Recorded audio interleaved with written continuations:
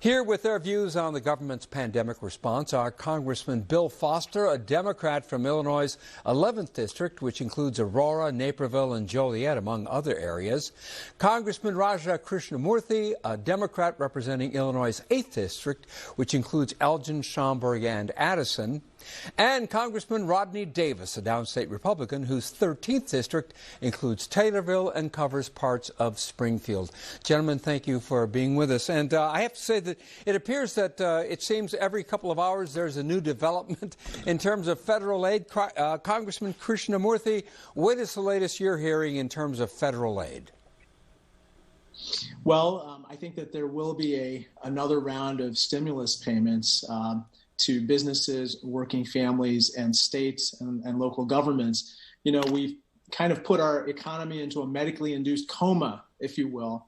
And so to keep the patient alive, even as we're trying to eradicate the virus, we have to make sure that, for instance, small businesses stay alive and they're able to keep their payroll. I was a small business person in the last Great Recession more than a decade ago. And one of my biggest complaints is that a lot of the money that was available to large financial institutions and companies did not trickle down and was not made available to small businesses. So this time around, my office and I worked hard to create a program that would be available to small businesses.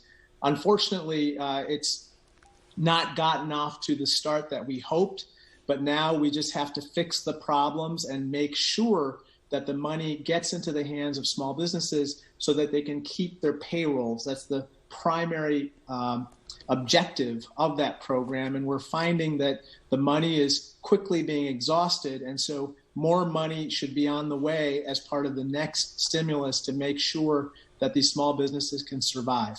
Rodney Davis, we are hearing complaints about the slow rollout. What are your thoughts about how quickly the $2.2 trillion is getting to the people who really need it?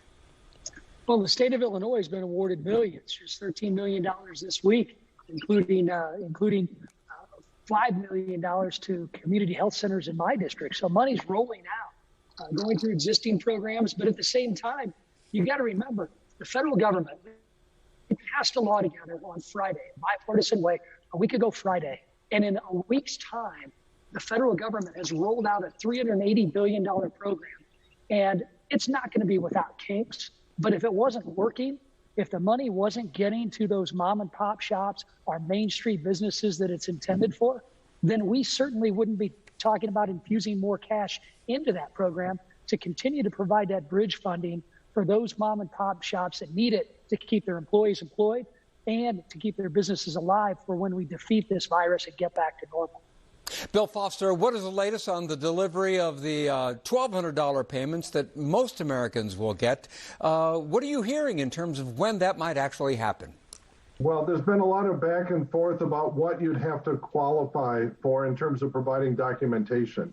And I think it's settled down that pretty much, you know, the issues are having to document what your income actually is, and basically the details along those lines.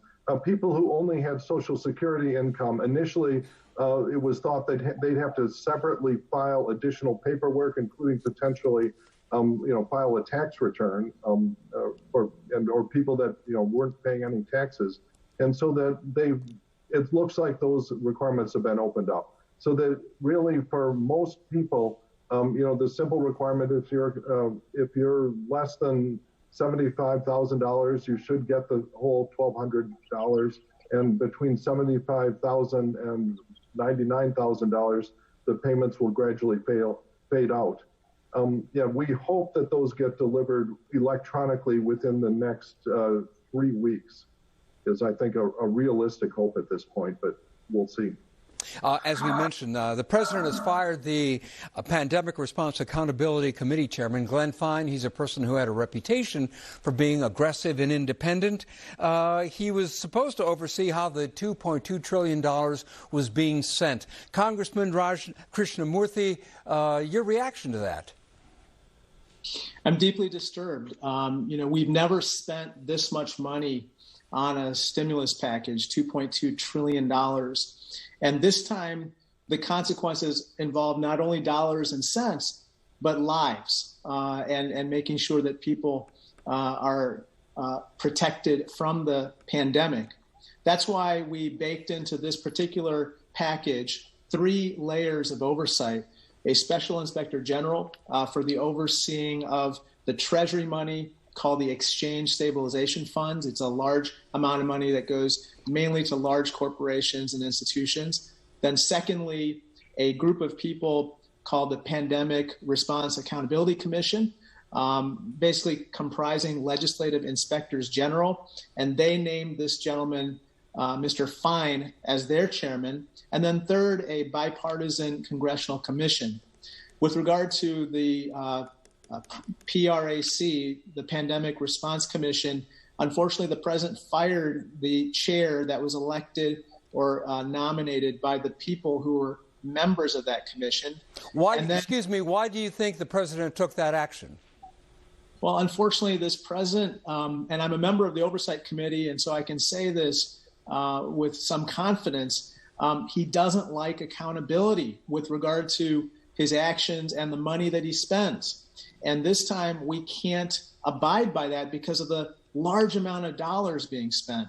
He also installed as the Special Inspector General for responsibility with regard to the Treasury funds, his own lawyer from the White House. And just last Friday, he fired the Inspector General of the intelligence community, a gentleman named Mr. Atkinson. He's the one that first brought to the fore the whistleblower complaint that